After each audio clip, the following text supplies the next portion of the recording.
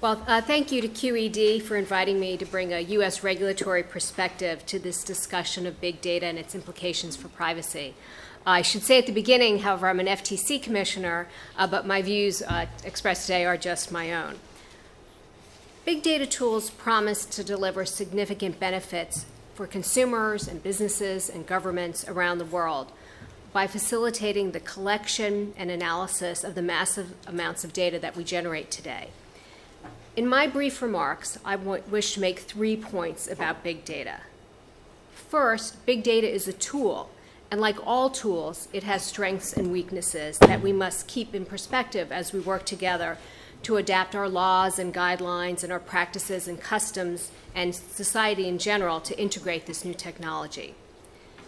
Second, while some concerns about big data are not really new, other potential uses of big data do raise new concerns about privacy and other values that we need to address in a way that permits innovation while protecting consumers. Third, and finally, as we adapt to big data, the Federal Trade Commission and its analogs around the world will serve an important role in protecting consumers and promoting competition. If we exercise regulatory humility and focus our efforts on detecting and preventing consumer harm, I am extremely optimistic about the future consumer benefits of big data. So first, to talk about the benefits. The emergence of tools to create and investigate massive amounts of data has a great potential to make our lives better.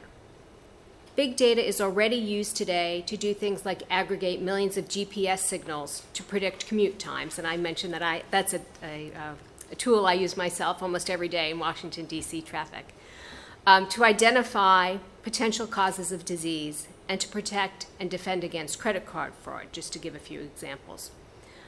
One project I recently learned about was a Toronto neonatal care intensive care unit that collects and analyzes real-time information about babies' heartbeats and oxygen levels.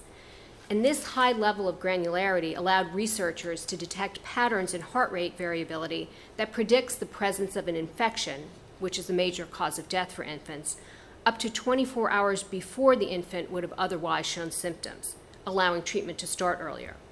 And that's big data working for the smallest and most vulnerable among us.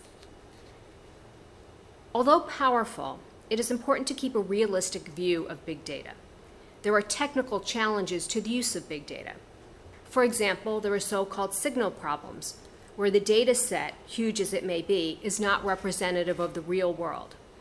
One example, the City of Boston's Street Bump mobile app, which monitors GPS and accelerometer data on users' phones to passively detect potholes and report them to the city.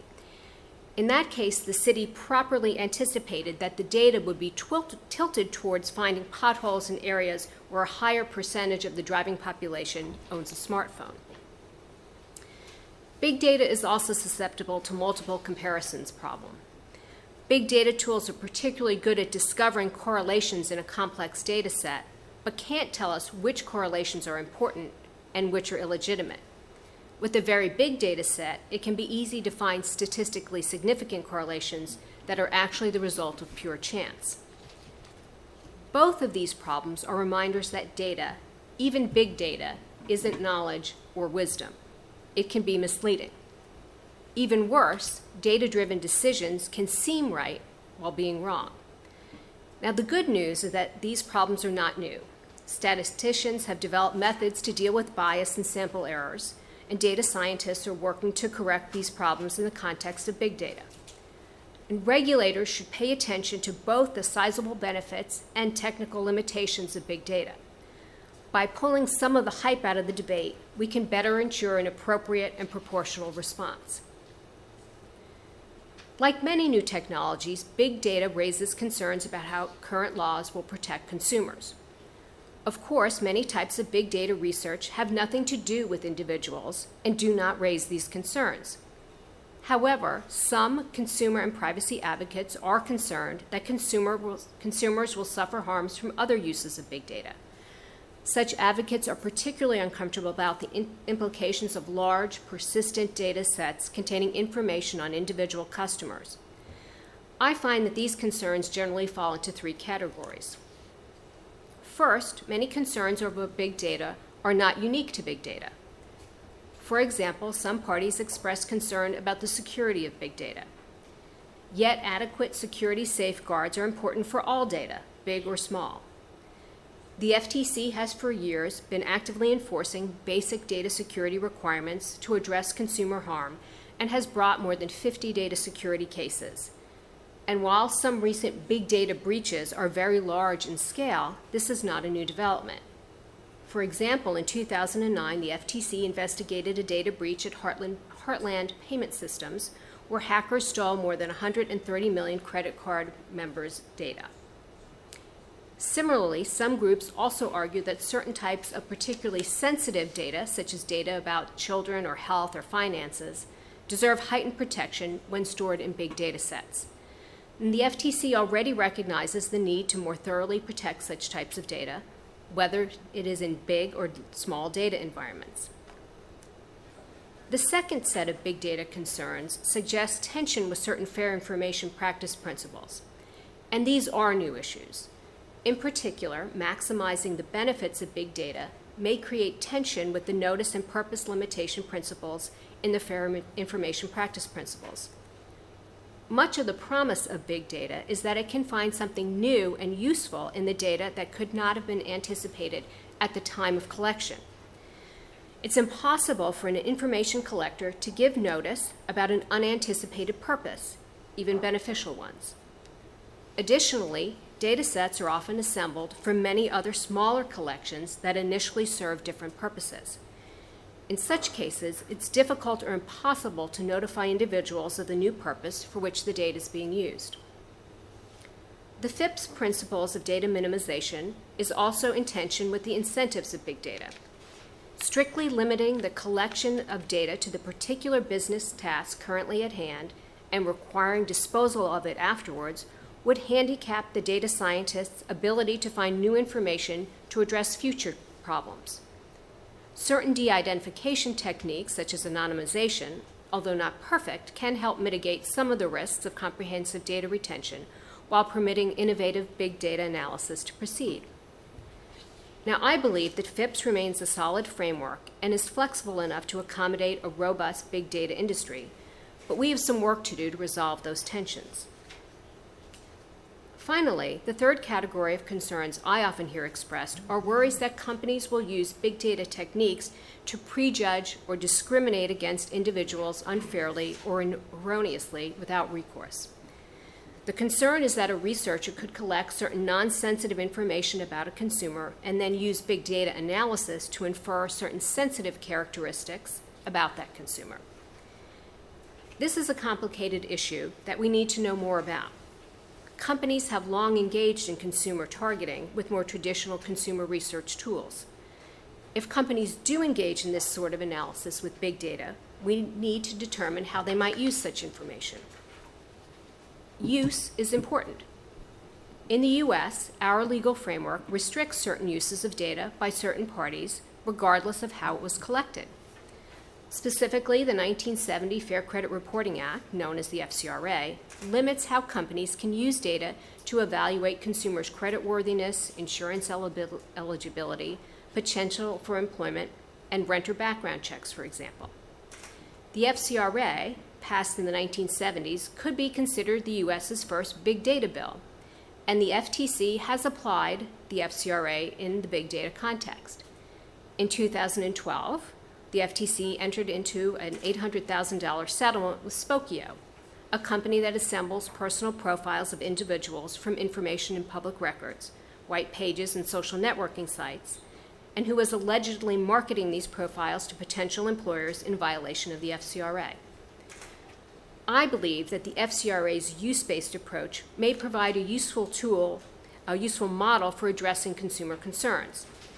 And I hope we can explore whether specifically prohibiting certain clearly impermissible uses could help protect consumers while enabling continued innovation in big data. Now, the FTC is working to ensure that the promise of big data is realized by using our unique set of enforcement and policy tools. First, and primarily, the FTC is an enforcement agency, and it can and should use its traditional deception and unfairness authority to stop consumer harms that may arise from the misuse of big data. Strong enforcement will help not only consumers, but other companies using big data analysis by policing actors that may tarnish the technology itself. Second, we can use our convening power and our policy and R&D functions to better understand big data technology, the new business models it may enable, the applicability of existing regulatory structures, including self-regulation, market dynamics, and the nature and extent of likely consumer and competitive benefits and risks. And the FTC is working hard to understand the promise and risks of big data and related technologies. Last year, we held a workshop on the Internet of Things, in which we explored both the potential benefits and risks to consumers of this new environment of constant data flow. This past spring, the FTC hosted a workshop to evaluate the potential implications of new types of credit scoring that rely on big data predictive analytics to provide identity verification, fraud prevention, and marketing and other services. And in May, the FTC hosted an event on consumer-generated and controlled health data, one of the newest and most interesting sources of big data. In September, we held a big data workshop to explore some of the benefits and potential risks of various big data techniques. And these events have helped educate the FTC on big data technology, the key issues it raises, and the FTC's proper course of action in this area. I hope that as the FTC and its counterparts in the EU focus on the dynamic big data market, that we approach it with regulatory humility. Our most successful technological advances, such as the Internet itself, have generated massive amounts of consumer welfare and have thrived largely because market participants have enjoyed wide latitude to experiment with new technology-driven business models, allowing the market to determine which of those models succeeds or fails. I believe we must also identify substantial consumer harm before taking action. Thus, the FTC should remain vigilant for deceptive and unfair uses of big data, but should avoid preemptive action that could preclude entire industries.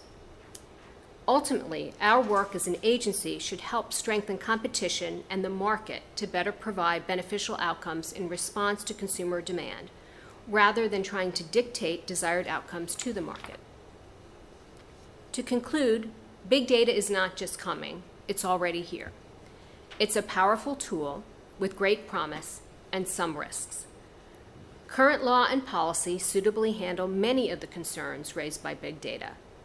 But where there are new issues, regulators need to understand the issues deeply and focus our enforcement actions on situations where improper use of consumer information causes substantial harm.